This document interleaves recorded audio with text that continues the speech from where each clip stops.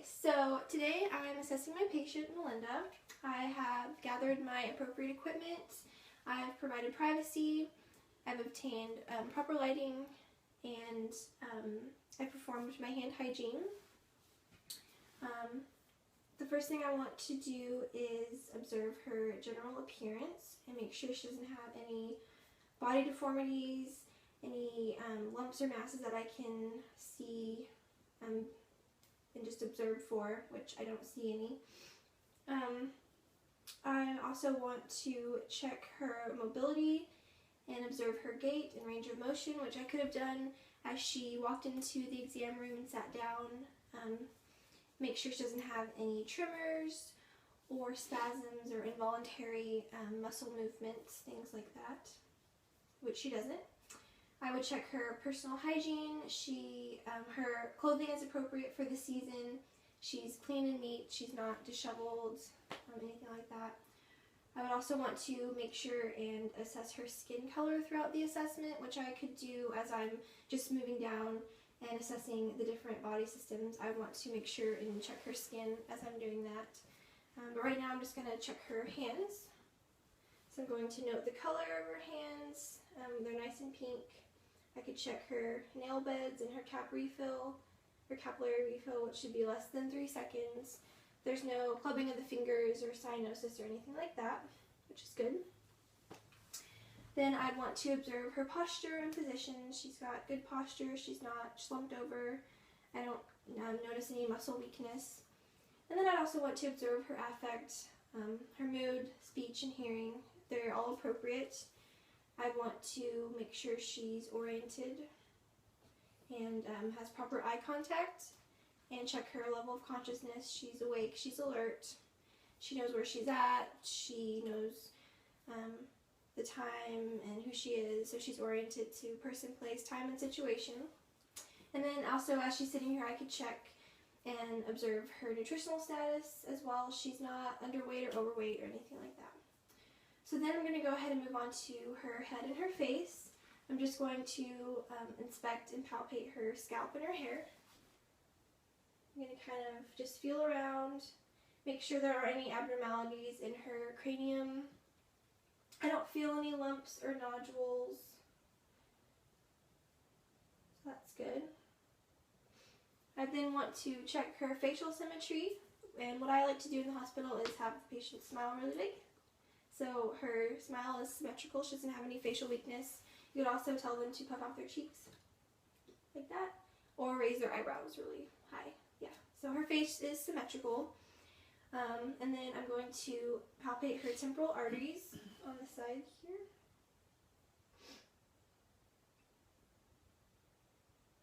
And they're nice and she's got strong pulses, they're symmetrical. And then I'd move down to her temporomandibular joint. Make sure she doesn't have any tenderness and there's not any nodules or anything. Go ahead and open her mouth and close it. And I can feel that jaw, the joint right there move up and down, and there's nothing abnormal about that. It moves just fine. And then I'm going to palpate her sinuses, her maxillary and facial sinuses. Make sure there's not any swelling or tenderness.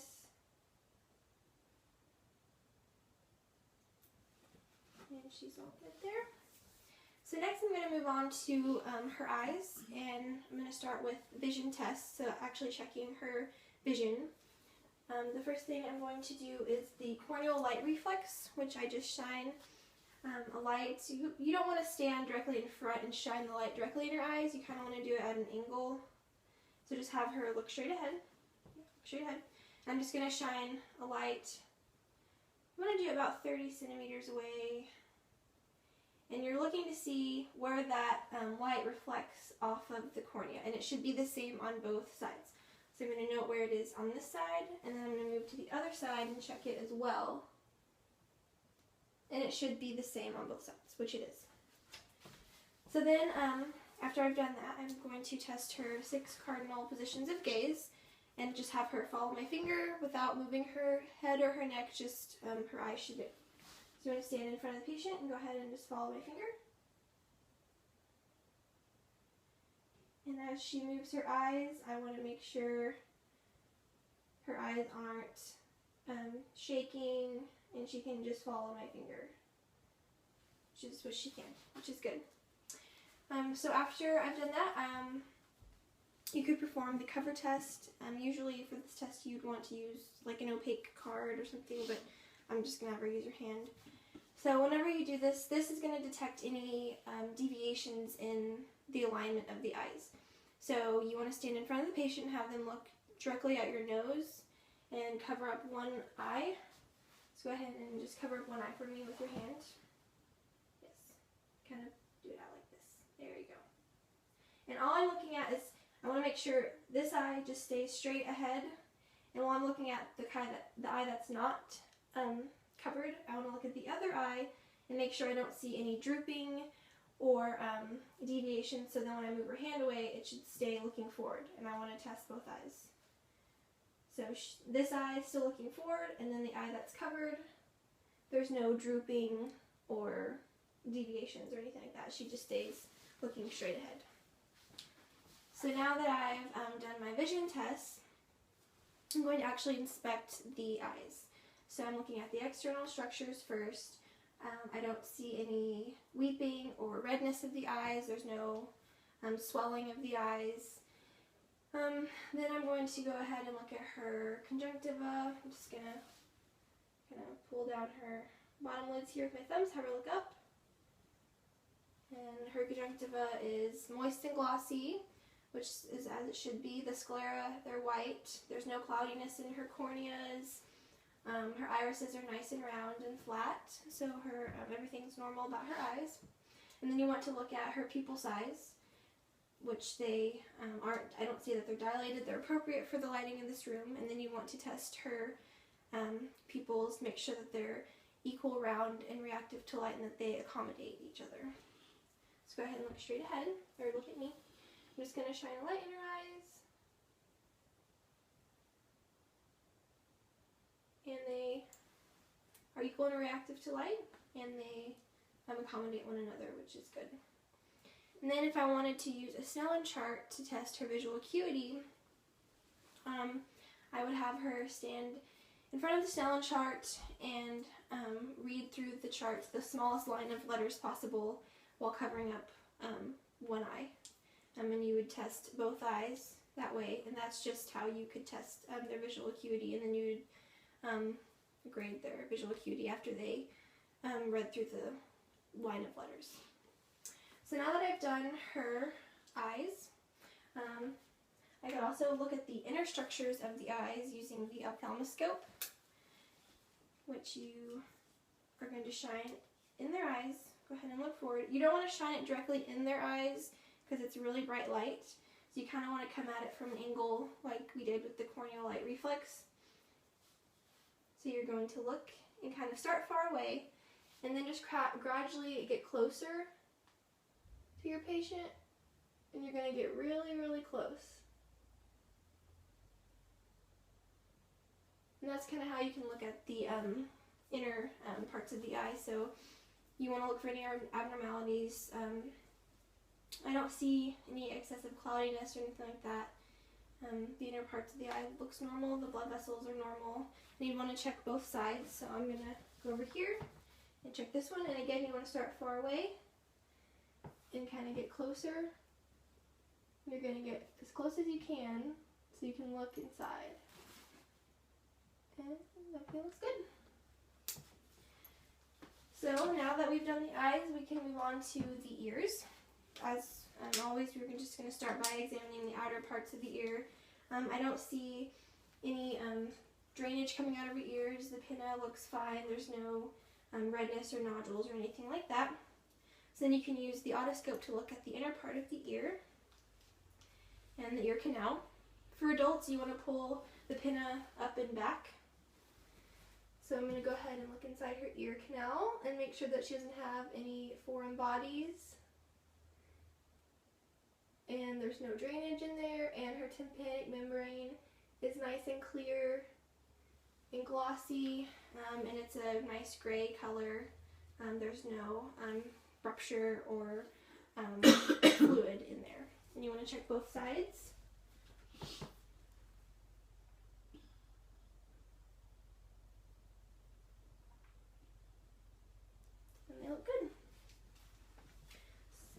then you could go ahead and test her hearing.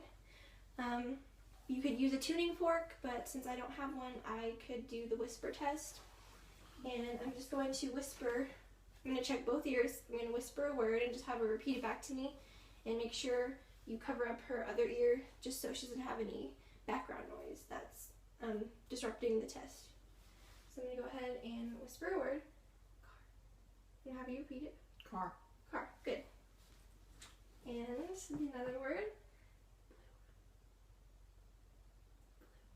Blue? Yeah, blue. Okay. So she kind of had to, she couldn't really hear me the first time, so she might have a little bit of hearing loss in this ear from drumming or just loud music. So that's just a way you could test their hearing. And you want to make sure and test both sides because this side she had a little bit more trouble hearing me. So anyway, after you inspect the ears, check the ears, we can go ahead and move on to the mouth and the throat. So I'm going to have her just open her mouth for me. I'm just going to use a light to kind of look in there. I'm looking at her oral mucosa and her gums and her uvula. Go ahead and lift up your tongue. Looking at the floor of her mouth. She doesn't have any bleeding gums or lesions in there, which is good. Everything's nice and pink and moist. And the floor of her mouth is pink and moist as well. And then I would go ahead and have her open her mouth again. And you would, if she had tonsils, you'd want to grade them. But she doesn't have tonsils. She had a tonsillectomy at a young age, so she doesn't have any tonsils for me to grade. And then go ahead and stick out your tongue and say ah. Ah. And that's how you could check their gag reflex. So now that we've done the mouth, we can move on to the neck. So we're going to just inspect the neck. I don't see any nodules or lumps or anything. She doesn't have any abnormal pulsations or jugular vein distension. So once I've inspected it, I can go ahead and palpate. And I'm going to palpate the lymph nodes, make sure she doesn't have any swollen lymph nodes anywhere. Kind of check up on her face as well. Nothing swollen. There's no tenderness anywhere. I'm going to check her carotid pulse on both sides. Strong pulses, which is good. And then I would want to palpate the trachea. Make sure it's midline, that there's no tracheal deviation. And then to check the thyroid, I like to stand behind the patient. Let's go ahead and and that way you can, it's kind of easier to check this way and go ahead and swallow. And that, whenever she swallows, that moves the thyroid up into my finger so I can check it. And she doesn't have any, there's no goiter, so her thyroid isn't swollen. Everything feels good, normal. And then while I'm behind her, I can go ahead and check her peripheral vision, which is a vision test I want to check. So I'm going to have you just look straight ahead, and I'm going to move my fingers around towards you, and whenever you can see my fingers, say now, okay? Now. Good. So her peripheral vision is good. So now I'd want to check and make sure she has good range of motion in her neck. So if you kind of just want to, no neck stiffness or tenderness or anything like that. And then you'd want to check her muscle strength in her shoulders. Make sure she has symmetrical muscle strength. So go ahead and shrug your shoulders up and down. So that's good.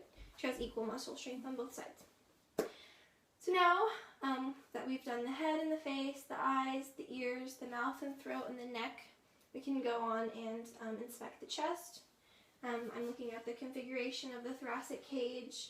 It's symmetrical. She doesn't have like a barrel chest or anything like that. I could observe her breathing pattern. She's not breathing really fast. She's calm and relaxed. And then I'd want to look at the symmetry of her shoulders and neck muscles. They're symmetrical. And then I'd want to go ahead and palpate and make sure she doesn't have any nodules or tenderness in her chest area. And you'd want to do the anterior and posterior chest. I'm just kind of palpating, make sure she doesn't have any tenderness or nodules. I'm going to palpate the posterior side as well.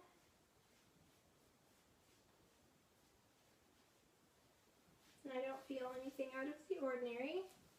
So then I could go ahead and test for tactile firmitus, and I want to make sure she's got nice strong vibrations at the lung apices, and I'm going to use the ulnar side of my hands and just have her say the word 99.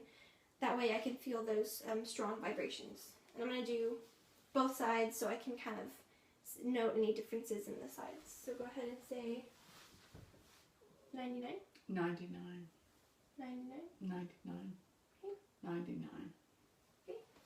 And I felt those good strong vibrations, so I'm going to go ahead and do it on the back as well. Okay. 99. Okay. 99. 99. 99. 99. Okay. So she's good. I felt the good strong vibrations. And I could go ahead and percuss as well. So I'm just going to kind of percuss. Make sure I don't feel any dull tones or hyper resonance or anything like that, which is good. And you'd want to do the back as well.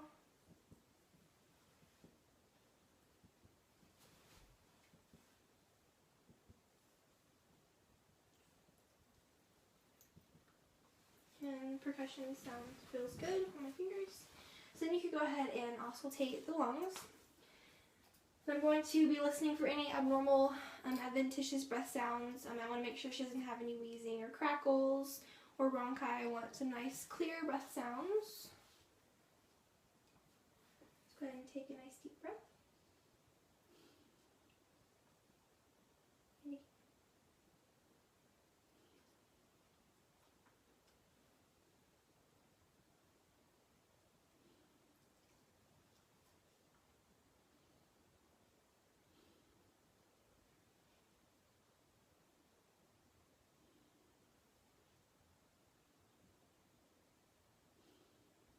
Then you would want to do the posterior side as well.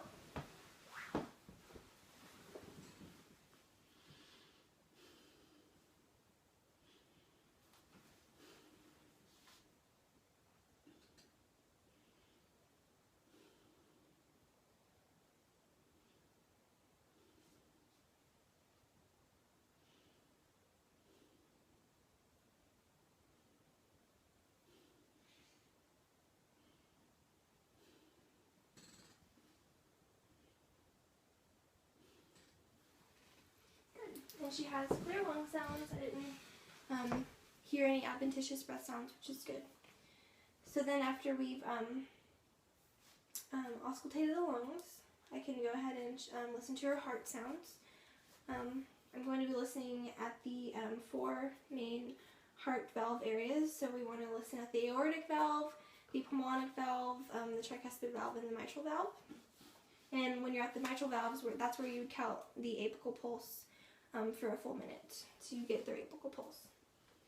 So for the aortic valve, I'm going to be listening at the second intercostal space, right sternal border, and then I'm going to go across second intercostal space, left sternal border for the pulmonic valve, and then on down to the tricuspid valve, which is the fourth intercostal space, left sternal border, and then the mitral valve, which is on down more towards the mid-clavicular line. Okay.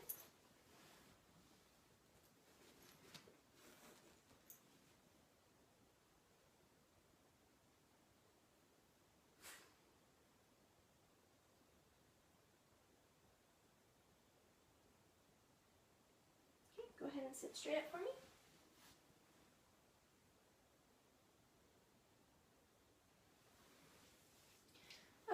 And I didn't hear any abnormal heart tones. She's got strong heart sounds. I didn't hear any murmurs or anything like that. So her heart rate sounded